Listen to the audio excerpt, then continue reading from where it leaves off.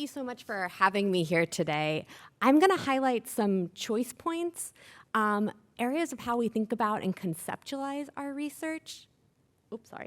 How we think about and conceptualize our research, how do we utilize it, and how do we engage in it with the hopes of supporting an anti-racist research agenda.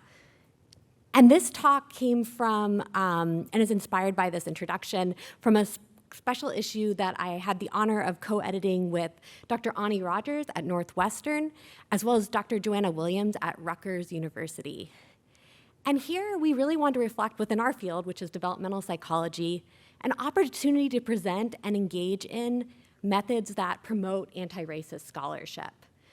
Really here thinking about how can we critically reflect upon the field, but also creating opportunities for scholarship that is often kept out of the empirical peer review process, the gatekeeping that can happen within academics and publishing. And so we wanted to create a space where we were really creating openings for folks that were thinking about new theories, new methods, or bringing in space that was critiquing maybe dominant theories and methodologies. So I'm going to highlight some of the questions we asked ourselves, as well as our co-authors. And then I'll highlight some of my own work and how that has conversation with these choice points around that. My work has involved youth-led participatory action research, so partnering with young people to conduct research. And this is no way the sole method of engaging in anti-racist scholarship, but presenting one idea of many and how we can engage in this work, which I'm so honored to be a part of the conversation today with folks. So choice points. The first thing we talked about as scholars, but also with our co-authors, was our theories and methods that we use in research have assumptions. And these assumptions have conflict sometimes with our anti-racist intentions. So we need to name those assumptions when we're engaging in this type of scholarship. We need to interrogate them. We need to talk about how we might apply them in actual practice. And also recognize and talk about their limitations. What can we not see using this particular theory or method, presenting the how and why of our scholarship. The next one, which as for psychologists requires some unlearning, is challenging deficit-focused framing. Not always looking at individual differences or interpersonal bias, but recognizing that that can actually perpetuate a deficit-focused narrative. Even sometimes when we talk about context, like a community or neighborhood, we're still perpetuating a deficit-focused bias. So here the question that we really wanted to ask ourselves and as well as scholars is, how are we situating the problem? As a developmental psychologist, is it the individual youth? Or is it the families, the neighborhoods, the communities, or systems, structures, and institutional practices? Are we being really specific in our work in naming those institutional structures, systems, and practices, rather than perpetuating a deficit-focused narrative? Are we being evident in our research around that? And another key component that I think has been really highlighted in these talks as well is activism, access. Is what we're actually doing research on mattering to the communities we claim to care about? As a developmental psychologist, can educators, teachers, young people themselves use the research that I'm generating? Can they access it? Does it actually have an impact on their lives? And so here were kind of some key questions we asked the co-authors as well as ourselves in thinking about our scholarship, thinking about our practice, trying to build anti-racist practices here. And no way a mutually exhaustive list at all. So youth-led participatory action research is one methodological as well as epistemological approach that recognizes that young people are whole beings that are able to interrogate, name, and challenge social issues in their lives. And in youth-led participatory action research, there is a history of engaging with young people that have been studied on or where research has perpetuated negative narratives around. So partnering with racially minoritized communities. So engaging those young people as active co-researchers shaping the research agenda, shaping what's being studied, shaping how the findings look like, and using those findings for social action. So that's also kind of a key component of youth-led participatory action research. So here, young people are active contributors in the research process. The goal is story with rather than story on. Here we think about leveraging dialectic participatory discussion and tapping into young people's potential by allowing them to engage in and reimagine what the institutions and worlds they would like to see. And so YPAR can contribute to anti-racist science by naming power structures within research, challenging the research process and our practices, especially the role of participants and subjects as more objects, and also centering in the lives of racially minoritized youth, so having that framing up front there. So how does YPAR have an engaging conversation with these choice points? So for theories and methods, the viewpoint is that young people are whole beings, capable of naming and interrogating and engaging in research. There's a co-construction of knowledge here.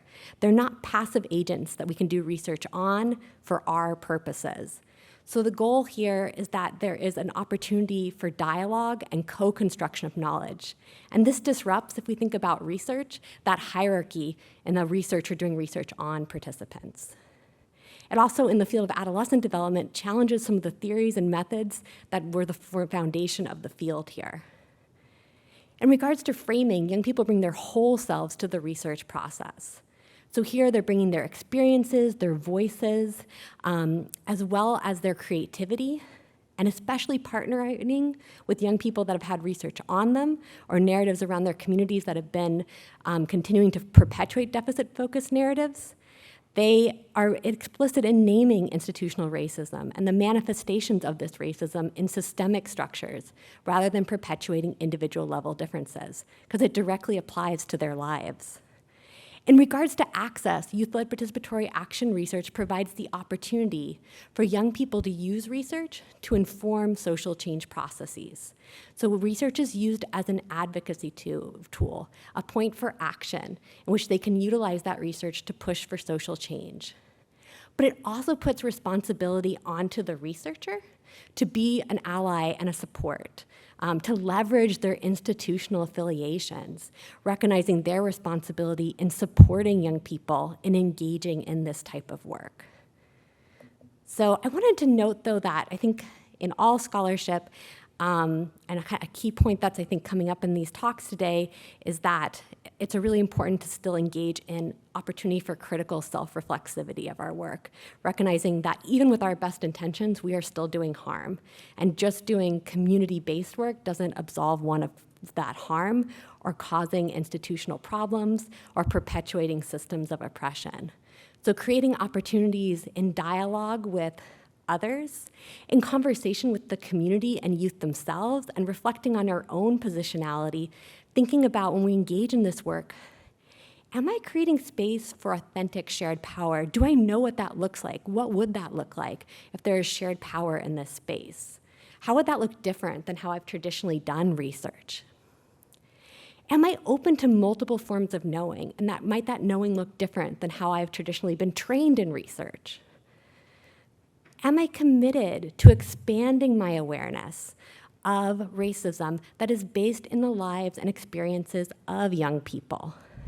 That experiential knowledge, am I bringing that to the table and honoring that and affirming that?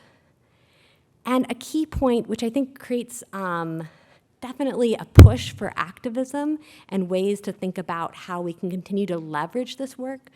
Does my work challenge the systems of the academy? Am I willing to be an ally or advocate and push forward to support the social action of young people? What is my activism in place here? How am I engaging in this work? How am I being a partner with young people in this work? So that's one example of a methodology, but I do encourage you to look at the special issue and really think, how can we think about scholarship in a critical way? How can we think about challenging how we've been traditionally trained and reflecting on our fields? How can we think about engaging in this work and thinking about what are the narratives that we're reinforcing when we produce scholarship? Does our scholarship have that social impact that we're so passionate about that got us into research? And how are we holding ourselves accountable and naming that in our scholarship, where we messed up, where we've seen limits, where we don't necessarily see the full picture, to be explicit and transparent, building an academic community of critical self-reflection. And how do we create more opportunities for scholarship that has traditionally been kept out of academic spaces? How do we create more opportunities for scholarship in partnership with communities? That is very challenging to publish. And those publications are really important if we think about thinking about retention and tenure as well. So thinking about opportunities to really partner with communities when we think about writing that work, and how as an academic community can we embrace that and really support those efforts as well. So I just want to acknowledge my co-authors as well of the special issue, and thank you so much.